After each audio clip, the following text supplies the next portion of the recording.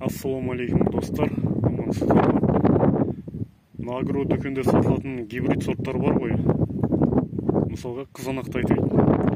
Сол қызанақтан гибрид сорттан егіп, жемісін жеп, сол жемістен шыққан дәнді, яғни тұқымды қайтадан ексе, келесі жылы, мысалы арғы жылы сол дұрыс өнім бермейді, жақсы өспейді, ауруға төзімсіз болады деп жатады көп адам. Бірақ мен осыны бір өзімше бір 3-4 жылдан бері зерттеп келе жатырмын осыны. Шынымен де солай ма, әлде басқаша ма деп. Мынау көріп тұрған қызанақтарыңыз алдарыңызда осы бір 2,5 жүк бар осы жерде. Қай бір жылы бір номерной сорт алғам, осыдан бір 4 жыл, 5 жыл бұрын ба бір компания берген еді сынақтан өткізуге. Міне содан алған, соның жемісінен алған тұқым мынау. Сонан өсіп тұрған қызанақ, яғни. Сол 3-4 жылдан бері егіп келемін мен енді өзімізге жеуге. Шүкір, жаман емес, жақсы өнім беріп жүр. Мына қолдың тұқымдары былайша айтқанда.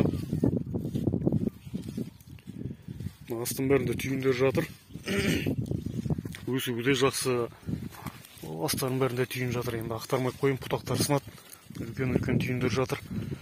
Ой, табыр сындырма пұтағын. Жаңағыда біреуін ақтарамды үйсі сындырып алған, мына 300 граммдықтар жатыр, мына жерде 250-300 граммдықтар. Бұл әлі де өседі. Енді бұл жерде айтайын дегенім, бұлай енді профессионалды түрде өсіруге келмейтін шығар бәлкім. Бірақ мына үйгелік жерге, огород деп айтады ғой, есік алды огородыңызға, өзіңіздің тұтынуыңызға жеуге, осылай жылда ұрық сатып алып ала бермей, өстіп қолдан тұқымын алып өздеріңізге өсірсеңіздер болады екен.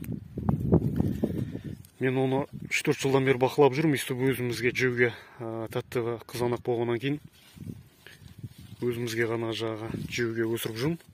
Бірақ шүкір, жаман емес. Мынаның бәрі түйнектер. Астың бәрінде түйнектер жатыр, енді ақтармай қойын, пұтақтар сынады, үлкен өсіп кеткен уже бұл. Жалпы осылай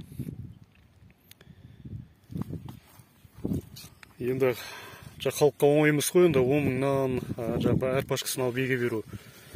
Сол бір рет алып қойып, қайтадан өстіп тұқымын алып, үлкен түйнектерінен піскен, жақсы піскеннен қолдан баяғыда алушы еді ғой, бір апаларымыз, аналарымыз сол сияқты осылай өсіріп, өздеріңіздің тұтынатындай қылып ексеңіздер болады екен.